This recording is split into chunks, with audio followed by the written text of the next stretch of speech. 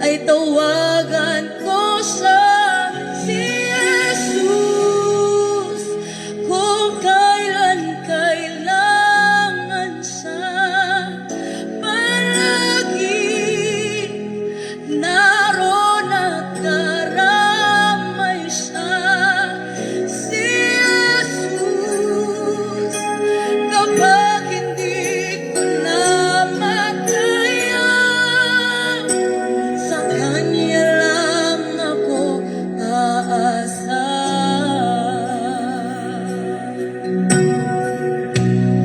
Kahit pilitin ko, puso ko'y maging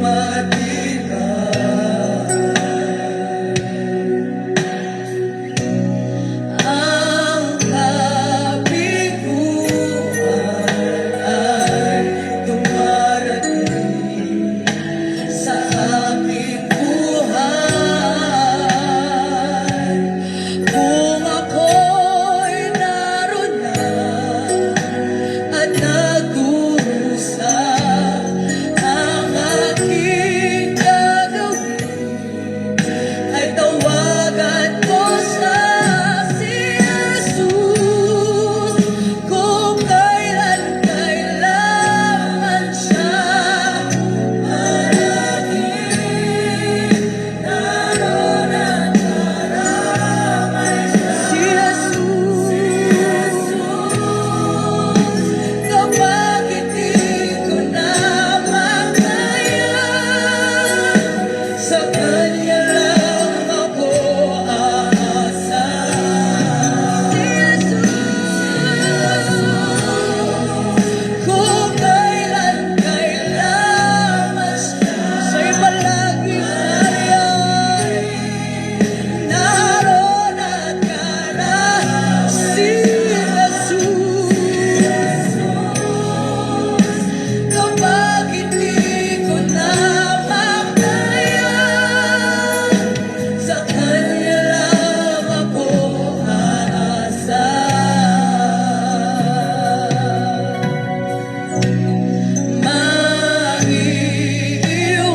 Maiiwasan ba ang iba'y mapis ang dulo?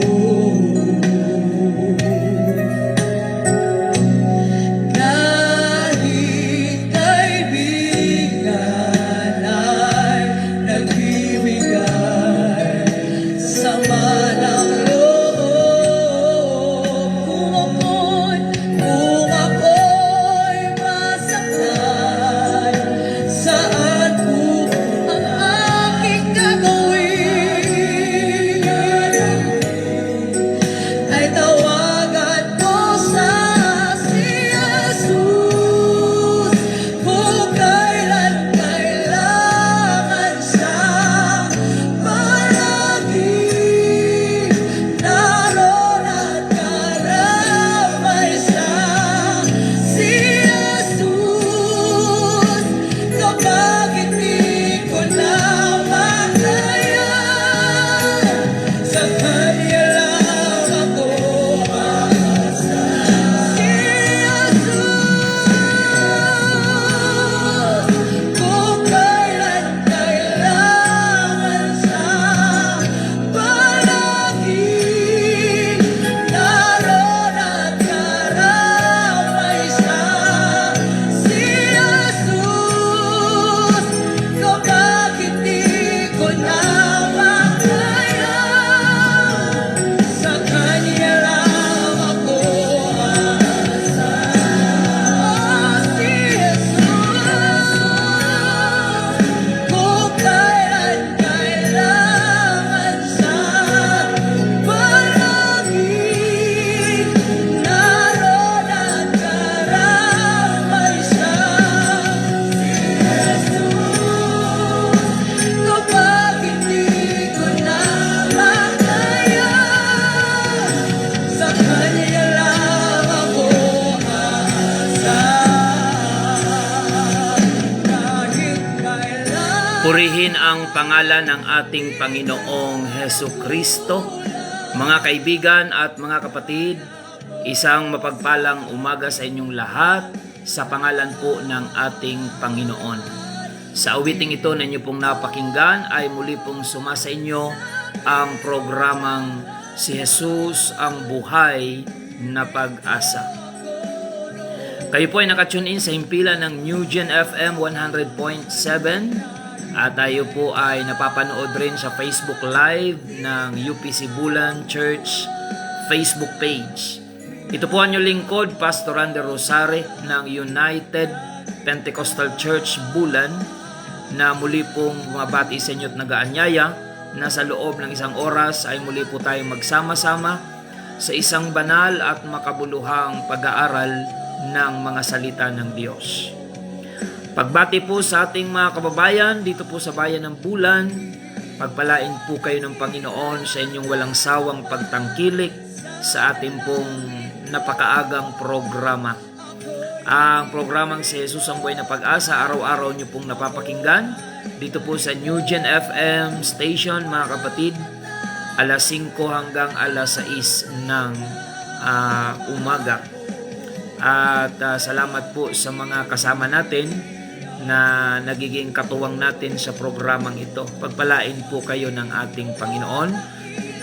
Sa mga araw na hindi nyo po ako nakakasama, andyan po sina Brother Raymar, sina Brother Jerry Boy, sina Brother Angelo, and Pastor Alfred, at ang kanila pong mga kasama, sina Brother Aljon, at marami pang iba. Pagpalain kayo ng ating Panginoon. Purihin ang Diyos, mga kapatid, at ang ating mga live viewers ngayong umaga, i-bless po kayo ng ating Panginoon. Paki-share na lang po ng ating episode ngayong umaga upang marami pa po ang mapagpala at maabot ng mga salita ng ating Panginoon. Thank you sa ating technician dyan sa station ng New Gen FM, si Brother Michael Regidor, Brother Box. Salamat sa update. Malinaw daw yung ating signal sa radyo. Pagpalain po tayong lahat ng ating Panginoon. At sa lahat ng mga kapatiran sa UPC Bulan Church, sa 3 congregation na ating pinangangasiwaan sa tulong at biyaya ng Panginoon. Good morning sa ating mga kapatiran dyan sa congregation ng UPC Magsaysay Bulan. Pagpalain po kayo ng ating Panginoon, mga kapatid. Maging ang ating congregation dyan po sa UPC Santa Remedios Bulan, pagpalain po kayo ng Panginoon, mga kapatid. At maging ang ating congregation dyan po sa UPC Iquirino Bulan, i-bless po tayo ng ating Panginoon. At ang ating pong mga schedule ng gawain sa araw na ito, mga kapatid, ang ating magkasabay na prayer meeting mamayang alas 5 ng hapon dyan po sa ating congregation ng UPC Santa Remedios Bulan, kasabay po ng ating schedule dito sa prayer meeting sa UPC Iquirino Bulan, mamaya pong alas 5 ng hapon. So reminder po sa lahat ng ating mga kapatid sa pananampalataya, patuloy po tayo na magsama-sama, mga kapatid, sa pananalangin, at ang Diyos ay handa laging tumugon sa ating mga pagdulog at pagtawag sa Kanyang pangalan. At ang ating pong mga kababayan, inaanyayahan po natin sa ating schedule ng gawain. Meron tayong malaking pagtitipon sa darating na linggo, mga kapatid, first Sunday of the month of February.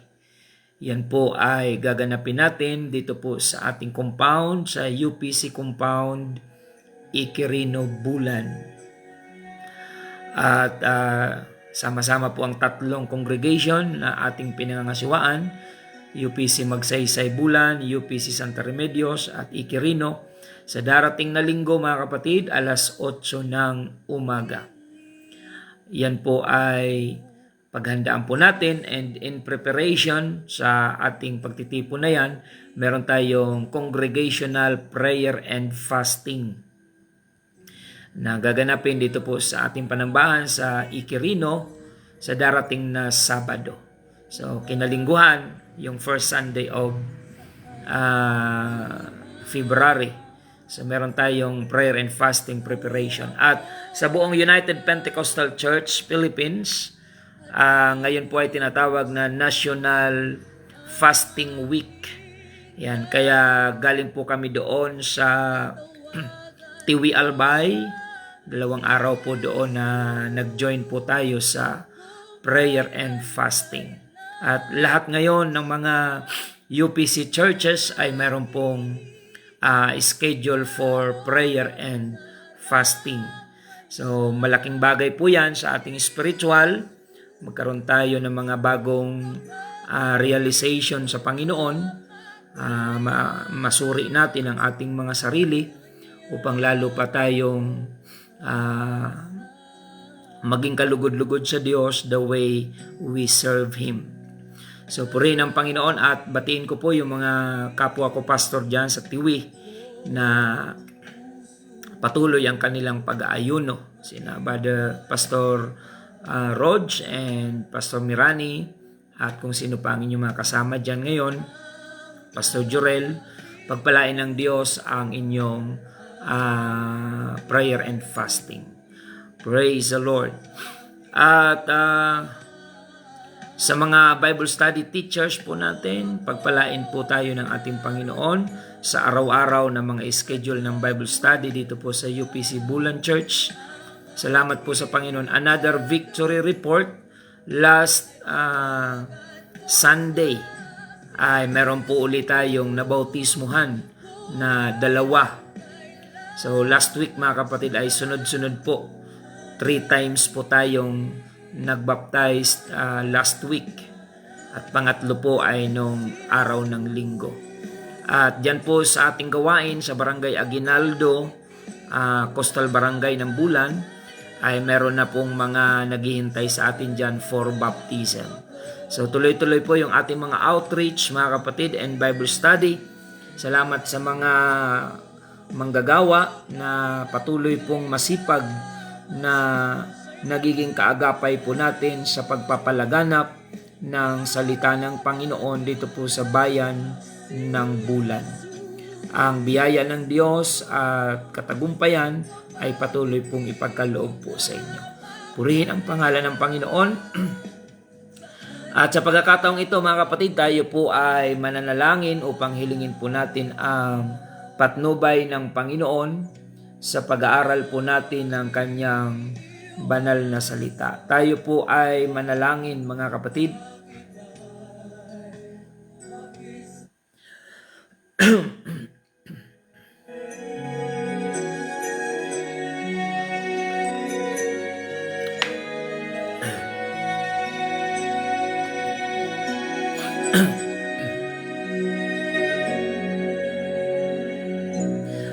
Panginoong Hesus, kami po ay dumudulog sa iyong harapan ngayong umaga. Kasama po ng aming mga viewers online at ang aming mga listeners on air sa radio. Dumudulog po kami sa iyong harapan, nagpapakumbaba. At dalangin po namin, Panginoon, dalisayin mo po at linisin ang aming mga puso, ang aming mga buhay, kaisipan at kaluluwa ay idinudulog namin sa iyong harapan, Panginoon. Ikaw, O Diyos, ang magkaloob sa amin ng kapatawaran sa lahat ng aming mga pagkukulang, pagkakasala sa iyong harapan, kasama ng aming mga taga-subaybay. Dalangin po namin, O Diyos, na mangusap ko po sa bawat isa sa aming mga taga-subaybay, ang iyong banal na salita nawa ay maging pagpapala sa spiritual na buhay ng aming mga tagapakinig.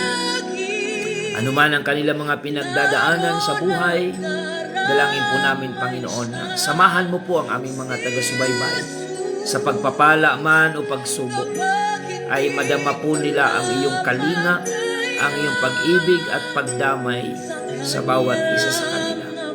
Ang mga may taglay na karamdaman, dalangin po namin na ipagkaloob mo po ang kagalingan in the name of our Lord Jesus Christ. Yung mga prayer request na pinadala po sa aming page, patuloy namin dinudulog sa iyo, sama-sama po namin itinataas sa iyong harapan, Panginoon.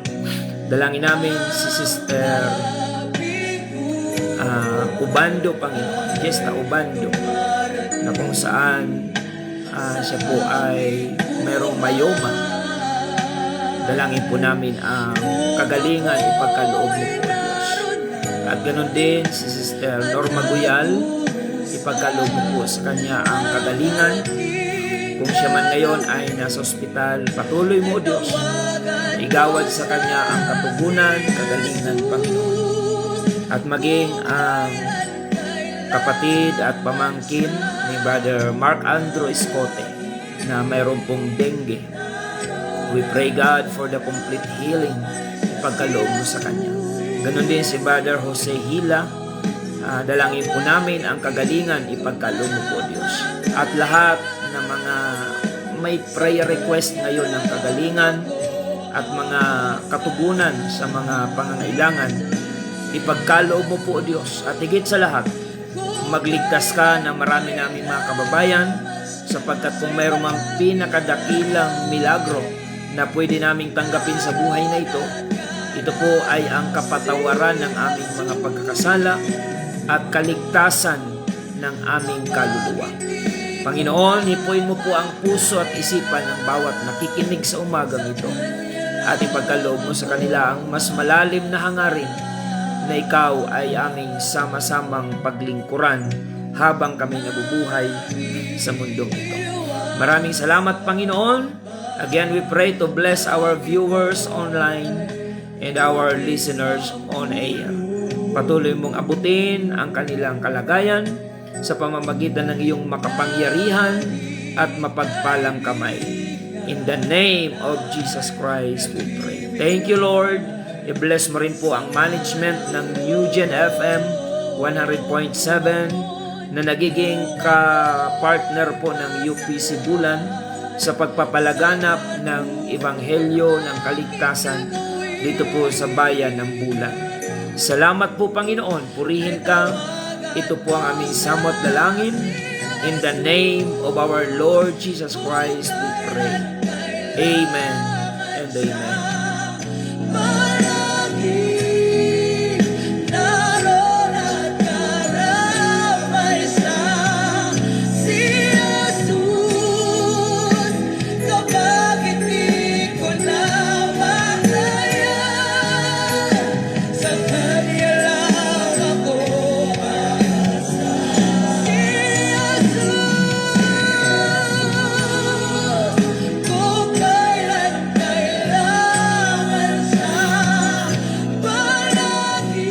Patuloy po tayo, mga kapatid, sa programang Si Jesus ang Buhay na Pag-asa. At sa mga viewers po natin, hindi ko man kayo maisa-isa ngayon, alam ng Diyos ang inyong kagalakan sa pagsubaybay sa programang ito. Pagpalain po kayo ng ating Panginoon. Ngayon po ay dadako na tayo sa salita ng Panginoon, mga kapatid, dahil ang oras po natin ay mabilis na tumatakbo. Ngayon po ay buksan natin ang ating Biblia in the book of Galatians chapter 3 verse 26 to 29. Galatians chapter 3 verse 26 to verse 29. Ganito po ang ating mababasa, mga kapatid. Purihin ang Panginoon.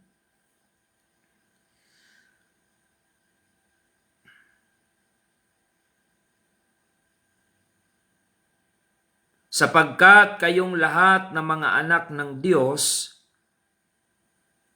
sa pamamagitan ng pananampalataya kay Kristo Jesus. Sapagkat kayong lahat ay mga anak ng Diyos sa pamamagitan ng pananampalataya kay Kristo Jesus. Sapagkat ang lahat ng sa inyo'y binautismuhan kay Kristo ay ibinihis si Kristo. Walang magiging Hudyo o Griego man, walang magiging alipin o malaya man, walang magiging lalaki o babae man, sapagkat kayong lahat ay iisa kay Kristo Jesus. At kung kayo'y kay Kristo, kayo nga'y binhi ni Abraham at mga tagapagmana ayon sa pangako. Pagpalain ng Panginoon ang kanyang banal na salita, mga kapatid. Ang pag-aaralan po natin ngayon ay ang covenant ng Panginoon kay Abraham at sa kanyang mga anak. God's covenant to Abraham and to all his children. Ano ba ang connection nito sa atin? Saan ba tayo connected, mga kapatid? Sa ganitong mga pag-aaral ay hayaan natin na ipaunawa sa atin ng Panginoon. Kasi kung pag-uusapan ang blood, wala naman tayong dugo ni Abraham, mga kapatid. So bakit tayo nagiging konektado sa pangako ng Diyos kay Abraham kung hindi naman tayo literal na binhi ni Abraham? Kasi ang binhi po ni Abraham literally ay walang iba kundi ang Israel. Yung mga anak ni Abraham kay Sarah na walang iba kundi si Isaac. Ayan. Yung patriarka na tinatawag, mga kapatid. So, maunawaan natin dapat, mga kapatid, na ang original na chosen people ng Panginoon ay ang binhi ni Abraham. At tayo po ay labas sa binhi ni Abraham kung pag-uusapan yung lahi o yung dugo, mga kapatid. Hindi po natin kadugo si Abraham. Pero mamaya ay mauunawaan po natin na bagamat hindi tayo binhi literally ni Abraham, ay mayroon po tayong bahagi sa mga pangako ng Diyos kay Abraham. Purihin ang pangalan ng ating Panginoon. Ang sabi po sa binasa natin, sapagkat kayong lahat ay mga anak ng Diyos sa pamamagitan ng pananampalataya kay Kristo Jesus. Sapagkat ang lahat ng sa inyo ay binautismuhan kay Kristo, ay ibinihis si Kristo. Wala nang magiging Hudyo o Griyego man, walang magiging alipin o malaya man, walang magiging lalaki o babae man, sapagkat kayong lahat ay iisa kay Kristo Jesus. At kung kayo'y kay Kristo, kayo nga'y binhi ni Abraham at mga tagapagmana ayon sa pangako. So mayroon pong literal na binhi si Abraham, ito po ay ang Israel. At mayroon din pong spiritual na binhi si Abraham. At nais kong ipaalaala sa ating mga kababayan na ang Diyos na ipinapangaral po natin sa programang ito ay walang iba kundi ang Diyos na kinikilala ni Abraham, ni Isaac at ni Jacob. Kaya kapag binanggit po sa Biblia, specifically sa Old Testament, na sinasabing Diyos ni Abraham, Diyos ni Isaac at Diyos ni Jacob, kapag ganyan po ang statement, mga kapatid, ang tinutukoy dyan ay ang nag-iisang tunay na Diyos. At ang sabi po ng Biblia, mga kapatid, ang mga nabautismuhan kay Kristo Jesus ay ibinihis si Kristo. Sapagkat ang lahat ng sa inyo ay binautismuhan kay Kristo ay ibinihis si Kristo. Kailan tayo magiging konektado at kabahagi ng pangako ng Diyos kay Abraham? Kapag tayo daw po ay nabautismuhan kay Kristo. Sa ganitong kalagayan, wala nang magiging Hudyo o Hintil, sapagkat sa pananampalataya, tayo ay magiging at nagiging binhi ni Abraham. Si Abraham po ay tinawag na ama ng pananampalataya. Para sa Israel, si Abraham ay literal nilang ama, sapagkat ang lahi ng Israel ay nagmula kay Abraham.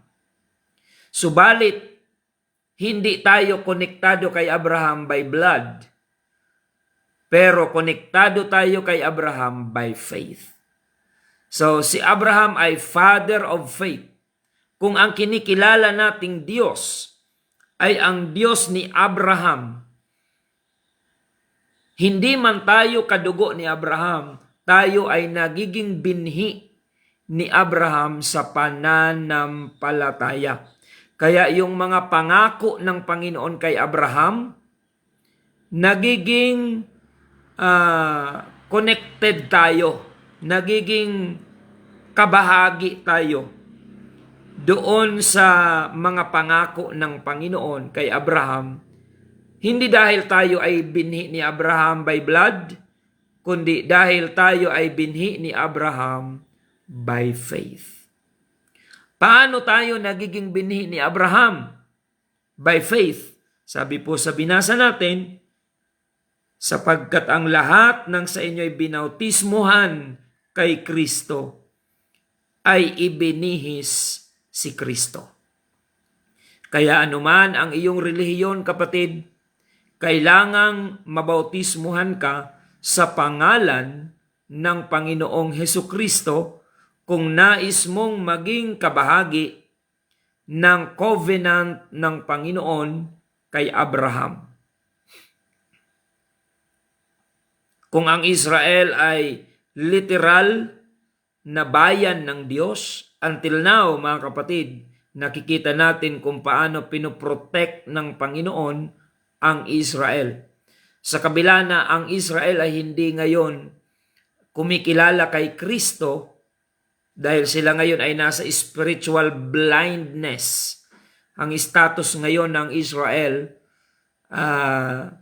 the reason why they reject the Lord Jesus Christ 2,000 years ago, nung siya ay ipanganak, mga kapatid, sa kanyang pagkakatawang tao, is because ang Israel ay nasa spiritual blindness. Kaya kung pag-uusapan ng spiritual na buhay, mas mapalad tayong mga hintil ngayon kumpara sa kalagayan ng mga Hudyo.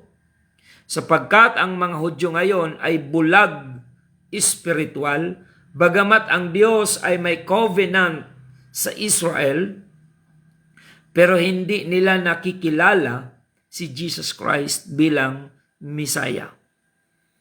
Kasi nasa panahon sila ng pagkabulag, spiritual blindness, yung kalagayan ngayon ng Israel.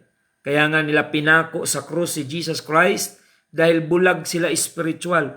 Pero mapalad tayo ngayon sa spiritual side, sapagkat yung hindi nare-realize ng Israel ay matagal na nating naunawaan that Jesus Christ was the Messiah na hinihintay ng mga Hudyo. Until now, mga kapatid, ang mga Hudyo ay naghihintay sa Messiah o sa tagapagligtas na hindi nila alam at hindi nila nare-realize na ang tagal nang dumating ng Messiah na hinihintay nila, kaya lang hindi nila kinilala, hindi nila tinanggap, ipinako nila sa krus, pinatay, hindi nila nare-realize na si Jesus Christ ang Messiah na hanggang ngayon hinihintay pa nila, pero matagal nang dumating.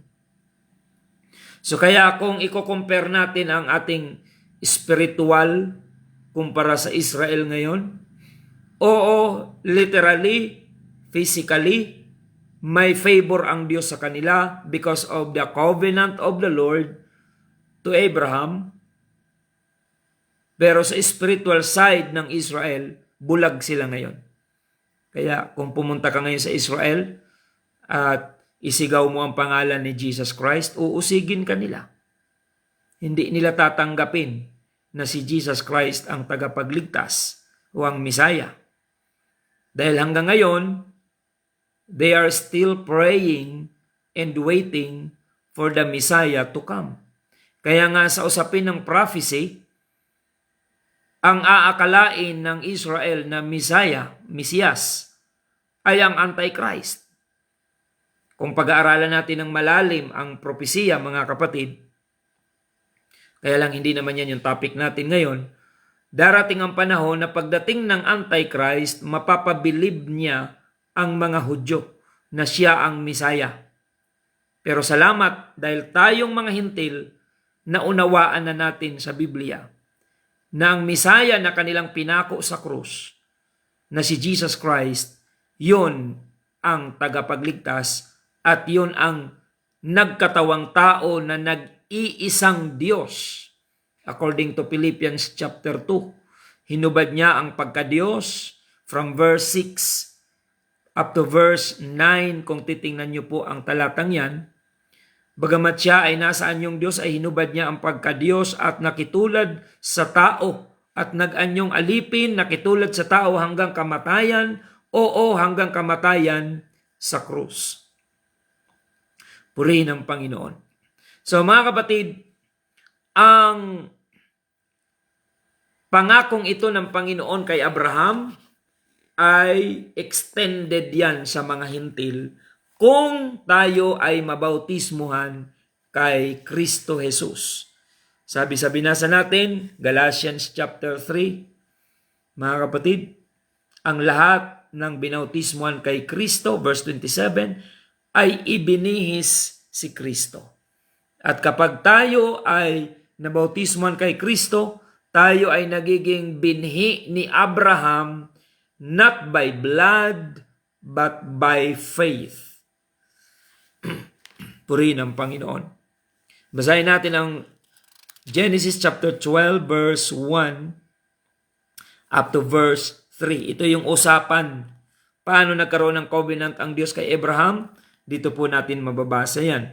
Genesis chapter 12 verse 1. Sinabi nga ng Panginoon kay Abraham, umalis ka sa iyong lupain at sa iyong mga kamag-anak at sa bahay ng iyong ama, na ikaw ay pasalupaing ituturo ko sa iyo, at gagawin kitang isang malaking bansa, at ikaw ay aking pagpapalain, at padadakilain ko ang iyong pangalan, at ikaw ay magiging isang kapalaran. At pagpapalain ko ang mga magpapala sa iyo, at susumpain ko ang mga susumpa sa iyo, at pagpapalain ko sa iyo ang lahat ng angkan sa lupa. Ito yung instruction at pangako ng Panginoon kay Abraham. Pinaalis ng Panginoon si Abraham doon sa kanyang mga kamag-anak dahil ayon po sa mga research and commentaries, ang lahi ni Abraham, yung kanyang mga kamag-anak, ay manlililok ng mga ribulto. Alam naman po natin na kinasusuklaman ng Diyos, biblically speaking, yung paglililok at paggawa ng mga ribulto na niluluhuran at sinasamba ng mga tao. Yan man ay anyong nasa lupa, anyong nasa kalawakan o nasa tubig, anumang ribulto ay ipinagbabawal po ng Panginoon. Kaya pinaalis ng Panginoon si Abraham sa kanyang mga mahal sa buhay sapagkat ang gawain ng mga kapamilya ni Abraham ay manlililok, manggagawa ng mga Diyos-Diyosan o ribulto. Pinaalis yan ng Panginoon doon. Sabi ng Panginoon, umalis ka sa iyong mga kamag-anak at sa bahay ng iyong ama, na ikaw ay pasalupaing ituturo ko sa iyo. So brothers and sisters, when God calls you, He will separate you from your comfort zone. Kapag tinawag ka ng Panginoon, for example sa ministry, i-detach ka ng Panginoon sa iyong comfort zone. Ano ba ang comfort zone ni Abraham? Yung kanyang family. At tayo mismo, comfort zone natin ang ating pamilya. Kaya nung tinawag ng Panginoon si Abraham, and even Moses, mga kapatid. Nung tinawag sila ng Panginoon, sinisiparate sila ng Panginoon upang i-train sila ng Panginoon how to trust God alone.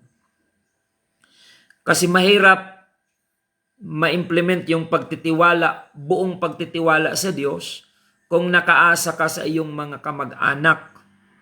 Kaya sa mga taga-subaybay ngayon, huwag kayong mag-alala kung sa pakiramdam nyo ay wala kayong maaasahan sa mga kamag-anak. Hindi pa naman yan worst na situation. Kung marami kang kamag-anak pero lahat sila hindi mo naman maasahan, wala namang problema doon. Kasi yung mga taong tinatawag nga ng Diyos ay pinahihiwalay ng Diyos sa mga kamag-anak kung ikaw ay may specific na calling from the Lord. God will separate you from your comfort zone to train you how to obey God, to trust God alone, na hindi mo kinokonsidera ang mga opinyon ng iba. Even your family, mga kapatid. Ganyan ang Diyos mag-train ng tao. Isiseparate ka para maging totally dependent ka lang sa Diyos at hindi sa iyong mga kamag-anak. Kaya sakali mang pabayaan ka ng kamag-anak mo, huwag ka masyadong malungkot. Ang mahalaga, hindi ka pinababayaan ng Diyos. May mga nakakausap tayo na naghihinanakit, Pastor, marami kaming kamag-anak pero hindi mo naman sila maasahan. Okay lang yan, mga kapatid. Baka tinuturuan ka ng Diyos, umasa lang sa Kanya at hindi sa tao. Sa pangangailangan mo, huwag mong iasa yan sa kamag-anak, baka sumakit lang kalooban mo. Sa Diyos mo yan iasa, manalangin ka, hindi ka bibiguin ng Panginoon. Marami na akong nakausap, ang sama ng loob niya sa mga kamag-anak dahil, Pastor, hindi man lang sila tumulong sa akin, kaya ang sama ng loob. Mga kapatid, kung hindi ka naman pinabayaan ng Diyos, nung pinabayaan ka ng iyong kapamilya, abay, tinuturuan ka talaga ng Diyos na ang pagtitiwala mo ay wag sa tao, kundi sa Panginoon lang, mga kapatid. Sabi nga ng Biblia, sumpain ang tao na nagtitiwala sa tao. Mapalad ang tao na sa Diyos ang pag-asa. Purihin ang Panginoon. At tayong mga Kristiyano, ganun din po. Once na tinawag ka ng Panginoon sa paglilingkod sa Kanya, He will separate you from this world, mga kapatid. Mula sa makasanlibutan na mga bagay, ihihiwalay ka ng ating Panginoon.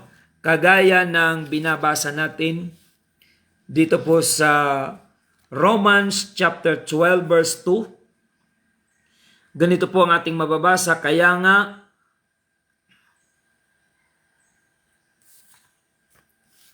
okay. Romans 12:2, at huwag kayong magsiayon sa sanlibutang ito, kundi mag-iba kayo sa pamamagitan ng pagbabago ng inyong pag-iisip upang mapatunayan ninyo kung alin ang mabuti at kaaya-aya at lubos na kalooban ng Diyos. And be not conformed to this world, but be ye transformed by the renewing of your mind. Ayan. Kung si Abraham, nung tinawag siya ng Diyos, hiniwalay siya ng Diyos sa kanyang mga comfort zone, ganon din tayo ngayon. Kung ikaw ay tinawag ng Panginoon upang maglingkod sa Kanya, the Lord will teach you to be totally dependent on Him alone. Mga kapatid, tuturuan ka ng Panginoon na sa Kanya lang ang iyong pag-asa, sa Kanya lang ang iyong pagtitiwala, kaya pabayaan ka man ng mga tao sa paligid mo, hanggat sumusunod ka sa Diyos, hindi ka pababayaan ng Diyos. Yan ang tiyak, mga kapatid. Pinatunayan niya ng Panginoon kay Abraham. Humiwalay siya sa kanyang family for the sake of his covenant with God. Pinabayaan ba ng Diyos si Abraham? No. Lalo nga siyang pinagpala. At ang promise ng Panginoon kay Abraham, and remember, Christians, we are also recipient of God's promise to Abraham. I will bless them that bless you, and I will curse them that curse you. Pagpapalain ko, sabi ng Panginoon kay Abraham, ang magpapala sa iyo, at susumpain ko ang susumpa sa iyo. Kung Kristiyano ka at sumusunod ka sa Panginoon, ang sino mang susumpa sa iyo, hindi ikaw ang kalaban, kundi ang Diyos. Ang gawaing ito ay maraming beses nang kinalaban ng mga taga-usig, mga kapatid. Pero hindi po napigilan ng pag-uusig ang gawaing ito ng Panginoon. Dahil ang gawaing ito ay hindi po pag-aari ng tao. Ang gawaing ito ay sa Diyos. Kaya kung ang ating pagsunod sa Panginoon ay nananatili, amen, ang sabi ni David, mga kapatid, in the book of Psalms 23, the Lord will prepare a table before me in the presence of mine enemy. Amen. Ipaghahanda ako ng Diyos ng dulang sa harapan ko, sa harap ng aking mga kaaway. Ibig sabihin, in front of the eyes of your enemies, persecutors, they will see how the Lord bless your life.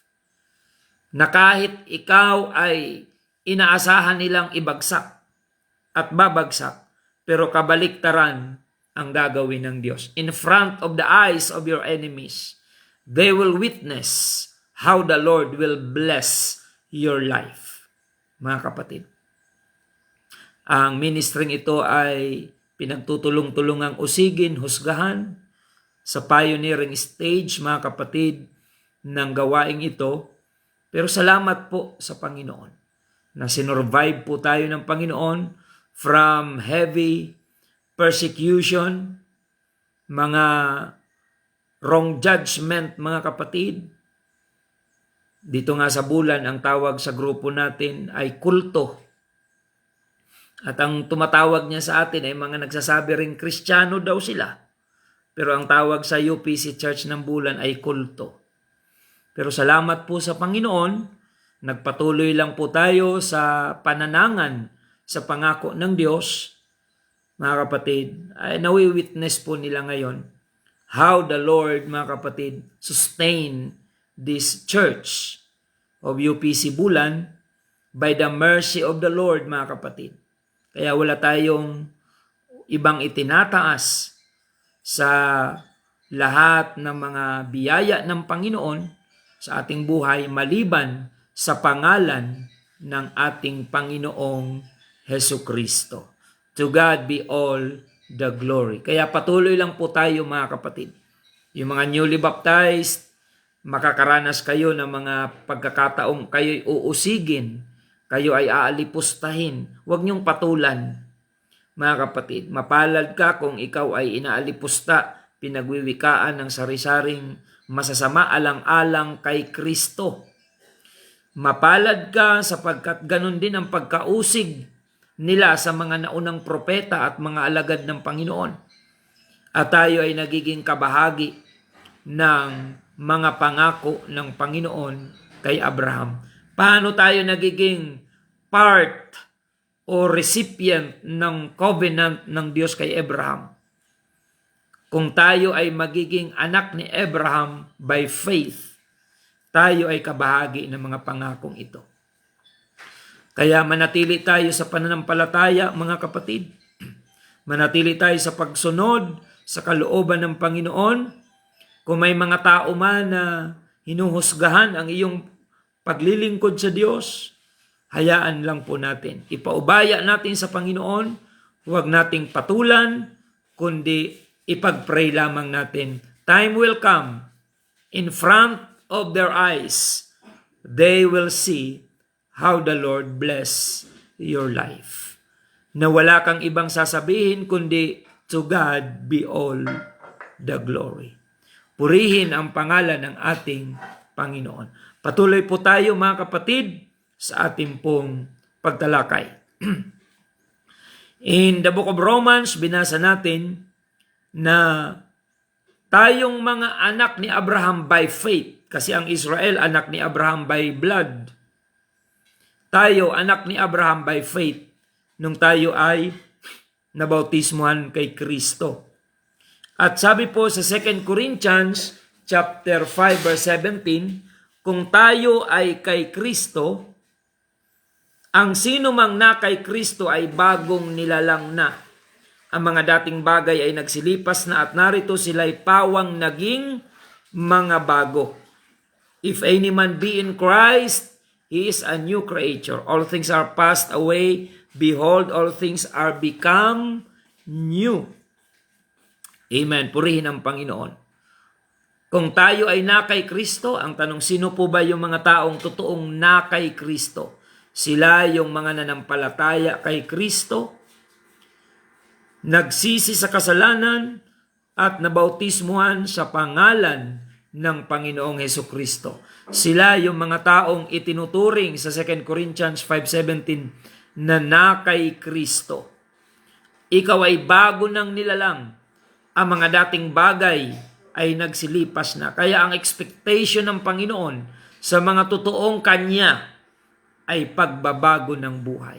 Regardless kung gaano man karumi ang ating nakaraan, ang gagawin ng Diyos sa atin ay pagbabagong buhay na hindi natin magagawa in our own human capacity. Tanging ang Diyos lang ang may kakayahan na magpabago ng ating mga maruming buhay. Purihin ang Diyos mga kapatid. Another verse na basahin natin in the book of Psalms, chapter 105 verse 8 up to verse 10. Kanyang inaalala ang kanyang tipan magpakailanman. Ang salita na kanyang iniutos sa libot-libong salit-saling lahi.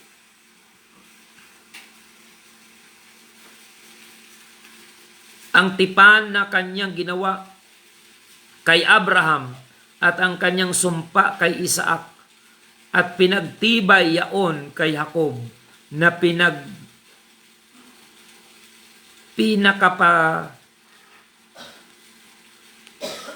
pinakapalatuntunan sa Israel na pinakawalang hanggang tipan.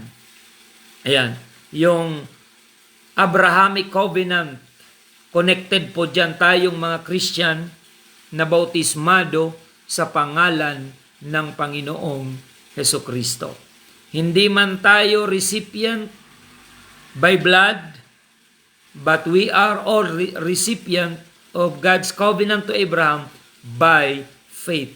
So I encourage everyone na manatili tayo sa pananampalataya kay Kristo, na kahit ano paman ang ating pagdaanan mga kapatid, ang Panginoon ay nangakong hindi niya tayo iiwan at hindi niya tayo kailanman pababayaan.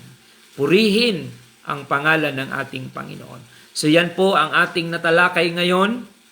It's about God's covenant to Abraham and to all his children. Ang literal na anak ni Abraham ay mga Israelites, ang Israel, pero by faith, salamat, nagkaroon tayo ng pananampalataya, at kung namumuhay ka, sumusunod ka sa pananampalataya na yung tinanggap sa Panginoon, ikaw ay nagiging anak ni Abraham by faith. Not by blood, but by faith. Kaya kung paanong pagpapalain ng Israel dahil binhi ni Abraham, pagpapalain ka rin kapatid kung itinuturing mong ama si Abraham sa iyong pananampalataya kay Kristo. Purihin ang pangalan ng ating Panginoon. So yan po mga kapatid ang ating natalakay ngayong umaga. I hope na kayo ay napagpala mga kapatid sa ating pong natunghayan na salita ng Panginoon. Tayo po ay mananalangin sa ating pagtatapos habang sinishare nyo po sa inyong mga Facebook friends ang ating episode ngayong umaga. ay mananalangin po tayo sa Panginoon.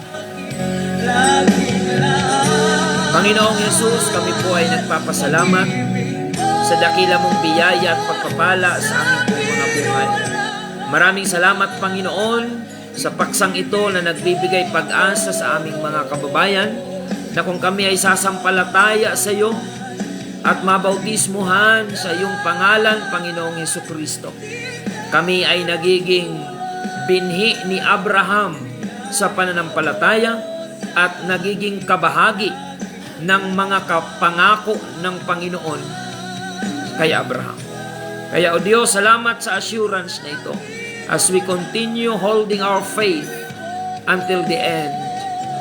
Kami, Panginoon, ay may katiyakan na ang aming paglilingkod sa iyo ay mayroong buhay na walang hanggan. Bless our listeners on air sa radyo and our viewers online sa Facebook Live this morning. At katagpuin mo ang kanilang pangailangan, yung mga may karamdamang taglay, pagkalooban mo po ng kagalingan sa umagang ito. I declare it by faith in the name of Jesus Christ.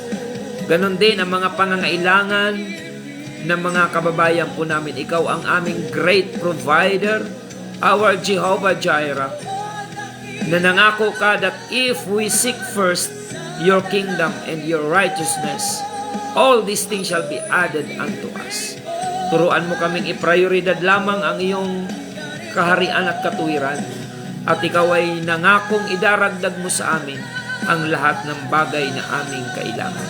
Salamat, Panginoon. We pray also for healing and miracle sa buhay ng mga may karamdamang taglay ngayon. Abutin mo sila ng iyong makapangyarihan at mapagpalang kamay. Salamat po, Diyos. Purihin ka sa umagang ito. Ito po ang aming samo at dalangin. In the name of our Lord Jesus Christ, we pray. Amen and amen. Mga kapatid, mga kaibigan, salamat sa inyong pagsubaybay. I-share po natin. Meron tayong 100 live viewers ngayon. Paki-share po ng ating topic sa ating mga Facebook friends for them to receive the blessing that you receive right now from the Word of God. Amen. At bago tayo magtapos, mga kapatid, ang ating mga paanyaya sa ating pong mga kapatiran, o mag-invite po tayo ng maraming bisita this coming Sunday. Ang ating pong malaking pagtitipon ay dito po sa UPC Compound, Iquirino, Bulan, sa darating pong linggo, first Sunday of the month of February, alas 8 ng umaga. So, pag-iisahin po natin ang tatlo nating congregation sa biyaya ng Panginoon, ang congregation ng Magsaysay UPC, congregation ng Santa Remedios UPC, at ang congregation ng Iquirino UPC. Pagsasama-samahin po natin sa darating na linggo, kaya excited po ang ating mga kapatid.